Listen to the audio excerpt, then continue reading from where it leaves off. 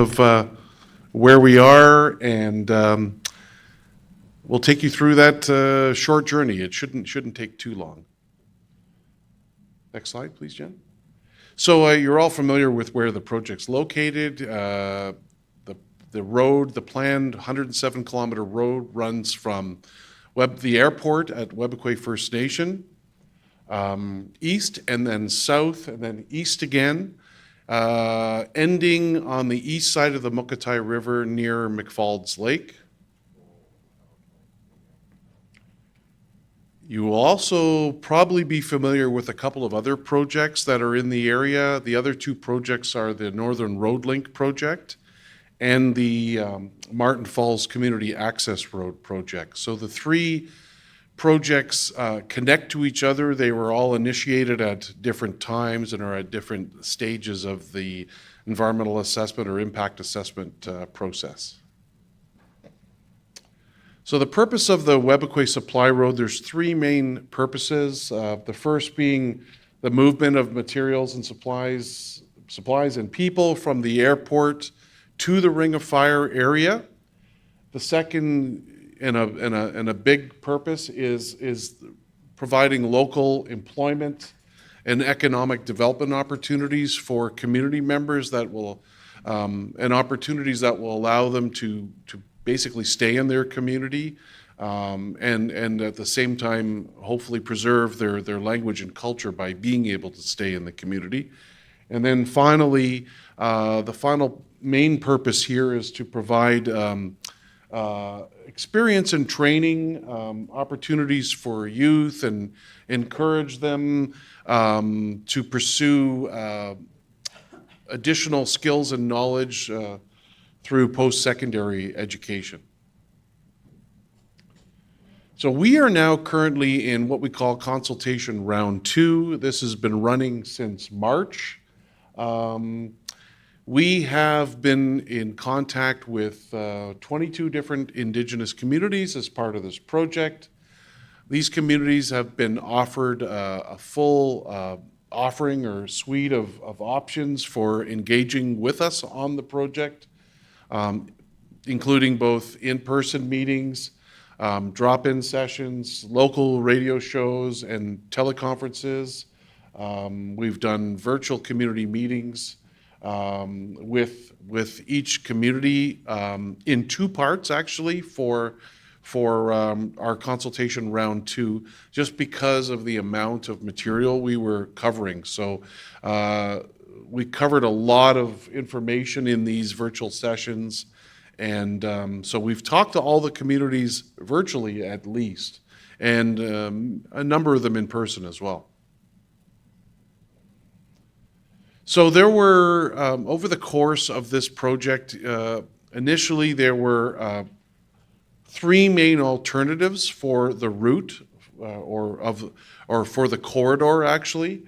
And so when I talk about a corridor, it's not actually specifically exactly where the road will be.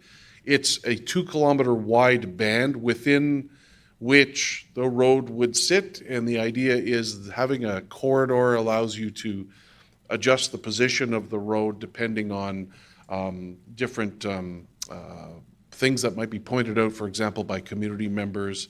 So it gives planners like us room to avoid sensitive areas. And the community spent a lot of time working amongst themselves, talking amongst themselves. We provided technical information, and that process of sort of working together helped to allow the community to come to a preferred corridor for the project. So that's where we stand now. We have this preferred corridor.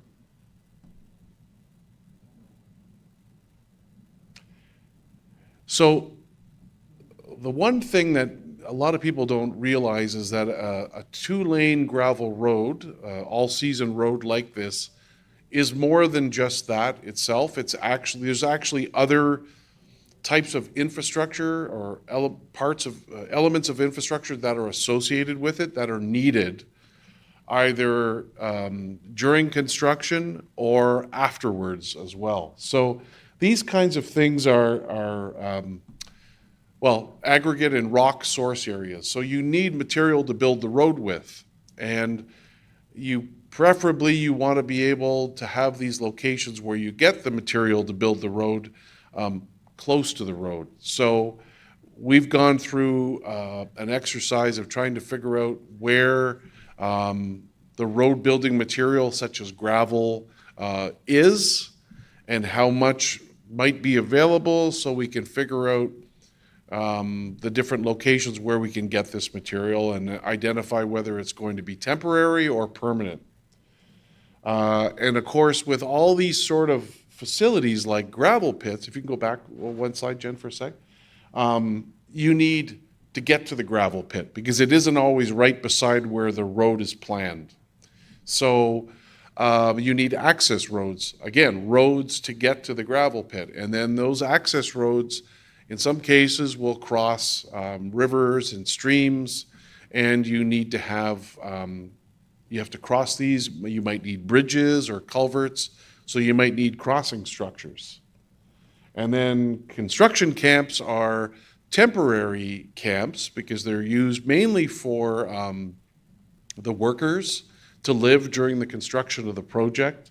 And usually associated with the construction camps are storage and laydown areas where equipment is stored and heavy equipment is stored, and then materials and supplies are stored as well. So all of these components are part of the overall project. Some of them end up becoming permanent. So for example, some gravel pits might be permanent, some might be temporary.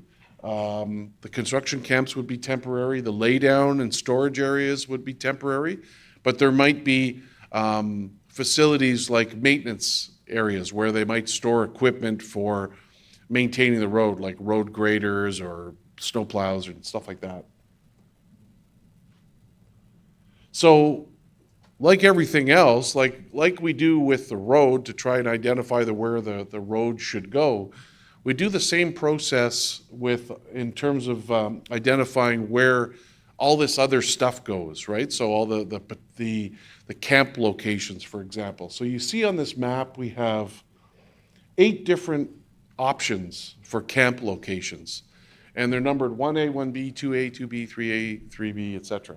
And the reason why we do that is we know that we need camps in these 4 different locations. So the construction planners have looked at the route and identified that we should have one here that's closer to the community, and then one at the end, and then 2 other in between.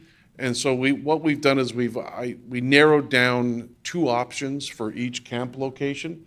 And then we went through a process like we did with the road where we look at, okay, where is that camp sitting? What impact would that have? So it's a bit of a complicated process, but if you can imagine, we take lots of different layers of information, we overlay them, and we identify the areas. We do measures of how sensitive the land and water is in these areas. So we go through that process to help identify the best locations, the locations that have the least impact. So we've done that with these construction camp locations. So this bar graph you see on the screen, you see different colors, and the different colors represent sort of the different things that we're thinking about when we look at the locations. So for example, we have the living environment, the physical environment. So living environment would be like the biology side of things. The physical environment would be maybe the land forms, the type of land, whether it's an esker or a lowland or muskeg area. Indigenous land use and interest, which is a really broad description. It can include a lot of different things. As we know, Indigenous knowledge is not just hunting and fishing areas. It goes way beyond that. So that is a huge factor that's considered That's why we sit down and talk to communities and community members to collect that information, because we need that in the decision-making to figure out where to put these facilities so they don't have a big impact. And then other factors are socioeconomic environment, so the social and the business side, if you like, and then just technical considerations. How much does it cost, for example, to build in certain kinds of land areas? So what you see on the screen here is the different colors represent how much each of those different categories contributes to the score. And the higher the score, the more of an impact there is on the environment, on those different components. So we go through this process. It's pretty complicated. There's a lot of data layers, like I said, involved in it. But we go through this process to identify the areas that will have the least impact. So in this case, we looked at all 8 of the options for the camp locations, and then we pick for each one. So for Camp 1, we pick whichever one has the least impact, and that's our recommended location for the camp. Next slide, Jen. We do the same thing for the aggregate areas. When I mean aggregate, I mean the road building material. So we go through the exact same process with that, except we start with maps, geology maps, to help identify where we think deposits might be of the kind of material that we need. And so we've done this for this project and identified areas. These pink areas you see on the screen, this is only one of the maps. There's a series of maps that show where these areas are. But if you notice on the screen here, this area called ARA 4, well, ARA 4 is a big aggregate deposit, a big sort of gravel deposit, and it sits on the reserve and off the reserve. And that location alone can serve the entire project. So it contains all the material based on the testing that we've done. It contains all the material that we would need to build the road and maintain the road afterwards. So we go through this process of trying to figure out which are the best locations, and even for some of these, like ARA 4 there, you see I don't know if you can see exactly, but there's 2 sort of yellow or gold lines coming in off the road, one from the north and one from the east. So those are potential access road areas. So what we do is we go through, like I was saying, to get to the gravel pit, you need to go on a road, usually, because it's not usually right beside the main road. So we have to look at different access road options, and then we have to look at the impacts those would have, right? So we look at where those access roads are and see what land are they going over and what water are they going over. Like if one access road is 10 kilometers long and the other one's 5 kilometers long, the one that's shorter usually has less impact, right? But then there's other factors too. How many water courses, like rivers and streams, does it cross? Do you have to build big bridges to cross? There's all these things that we think about when we go through this process. So this table here basically lays out all the different options involved in terms of the pits and quarries and where we would get material. So we go through different options where we would use different combinations, like ARA 4 and ARA 1. So we look at all these different options. We do a tests of each one of them. So we say, does it meet the quantity required? Does it have enough material in it, enough gravel in it, for example, to be able to build the road with? So we go through how easy is it to access these areas? How close is it to the start of construction?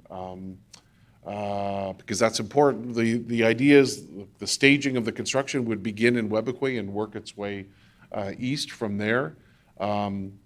Could it serve as a long-term source of aggregates? What is its ranking in the scoring system, like I was telling you about, where you overlay the different layers? And then we come up with an overall rank. So we actually do a lot of work to try to figure out which options make the most sense. So now we've got, on this slide, we've got a description of the road foundation design. So the road isn't built the same way everywhere because the land is different. So where the road sits, the land that it sits on, it changes. So there's really kind of two main areas along this road, two different landform types, generally speaking. The north-south portion, up until sort of you enter the muskeg areas, the James Bay lowlands, it's slightly higher and drier areas. Those are slightly higher and drier areas. So you can build the road differently there. But the eastern portion, the portion that runs sort of like that eastern leg, which is about 50 plus kilometers, really runs through muskeg because it's in the James Bay lowlands, which is tough to build in, right? It's much harder to build in. It's very mushy, right? It's basically, muskeg is floating vegetation. So you've got to build the road differently. And it's more expensive to build the road in these areas. And it requires different kind of materials like a plastic sort of mat that sort of, the purpose of it is to sort of spread out the weight of vehicles on it, spread it out so that the road behaves the same way so you don't get these areas that just completely collapse. So it's much more expensive. It's a little bit more time consuming. So the design is different and it's tricky because it's the muskeg too. It's very environmentally sensitive. So some of the things that we have to do in muskeg areas when you build a road across it is you have to make sure you don't build a dam. You have to make sure you allow for the flow of water. Even though you can't see the water really flowing, it moves very slowly through these areas.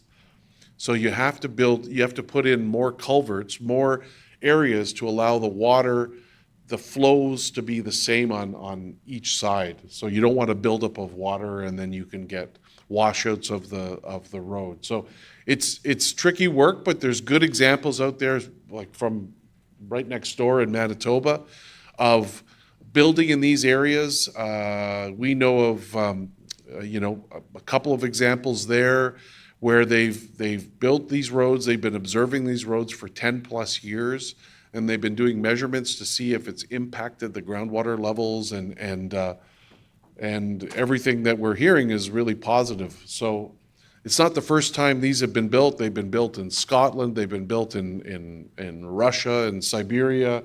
Their construction techniques are getting better building in these areas, so it doesn't really pose that much of a challenge. It's just more time consuming and more expensive. So now we've come to watercourse crossings. So for the Webequie Supply Road, there's three major crossings. The first one coming out of Webequie itself is the crossing over the Winnisk Lake, and that's between 200 and 250 meters wide. So it's a big crossing. So it would require this type of bridge you see here, a composite steel concrete bridge, and I think we have a slide towards the end or right at the end here. Maybe it's the next slide, Jen, if you can bring that up for a sec. So this is sort of one of those visualization slides where you can see on the left before and then afterwards what it might look like based on the design that we've come up with so far. That doesn't mean the design's final, it's preliminary design. There can be changes made to the design based on input that we get. But that just gives you an idea of the types of structures. Now, that's the only big bridge there would be on this project. Jen, can you go back one for a sec? Oh no, sorry, maybe forward two, just. Okay, yeah, there's another slide that it might be on some of the other boards, but we have other water crossings which are between 30 and 40 meters wide. So the bridges are the same style, but they're just shorter and they span the entire water course. So there's no pier structure in the water course.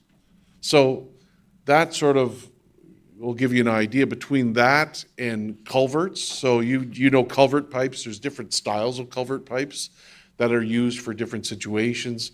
We've gone through and we've looked at, our engineers have looked at different situations where you get a certain amount of rain in a certain period of time, and they take that information and they figure out how big the openings need to be for the culverts.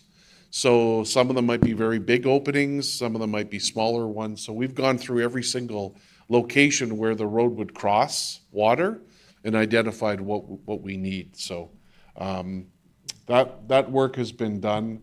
And again, so you're talking one large bridge, 200 to 250 meters span, and then two other bridges that are between 30 and 40 meters. And those two other bridges, so there's the Winnisk Lake Bridge, which is east coming out of the community, and then to the south of there's Winniskis Channel.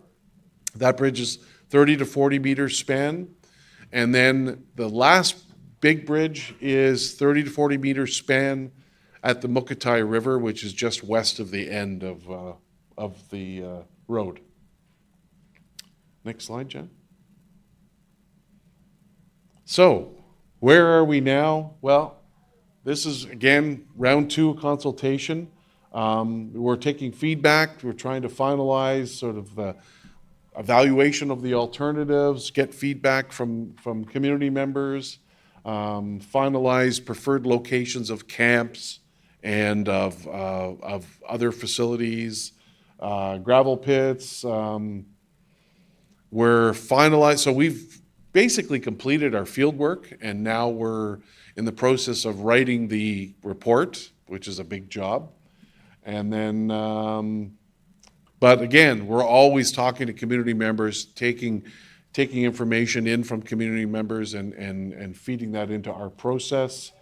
And then by the winter and summer of next year, we'll focus on what we found, from our baseline work, looking at impacts.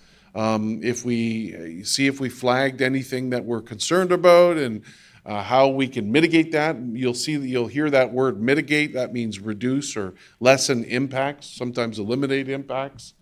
So what we've tried to do in collecting all this information through rounds 1 and 2 of consultation is to try to take comments that people give us and address them, get back to people, and factor that into our analysis of effects. And then winter 2025, spring 2026, the draft and final reports of the environmental assessment report, which is required for the province, and the impact statement, which is required by the federal government. They then are submitted, and then there would be a decision after that point. So it's been a long process, but we're getting there. We're getting close. And I think that is it. Oh, we have a question? Yes. Yes, Jen. Because we're completely backwards when we have the elderly prayer. Oh, sure, of course, absolutely, yeah. Absolutely. We were on a clock to start at a certain time, so yes, we could do that.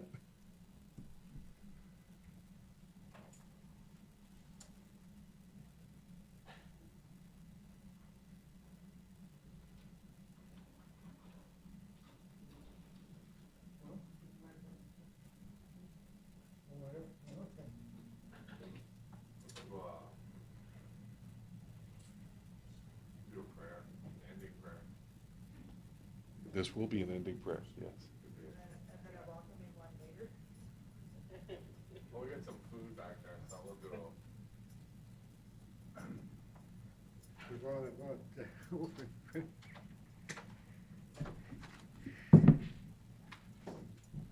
Bonjour. Bonjour. Hello. Yeah, nga backnan och han gippano ne gona no hat backnan. Open pray. Okay. We gina no de venjigen, misuen in dort moinan, naspit gescheinjigen, sage hören es tuichian ka geichian und misuen wat skenan imagibanik nesta watibanikina hewichian. Ma mit taman gebanekis ne kazon nesta gegon maat gescheinjigen. Antian, Monsieur Kagige. Amen. We are Gemina, everybody, bonjour, hello, everyone. We are me got down the way, Go Michael, where's Michael? Me Nico Hoiska Dendig Kennemak, Michael. Yeah, have a good day. Have a good meeting. Yeah, okay, thank you. So with that, we'll let you have a look at the boards, and if you have questions, there's a whole bunch of us here to walking around that can answer your questions, hopefully. Any comments, feel free to come talk to us.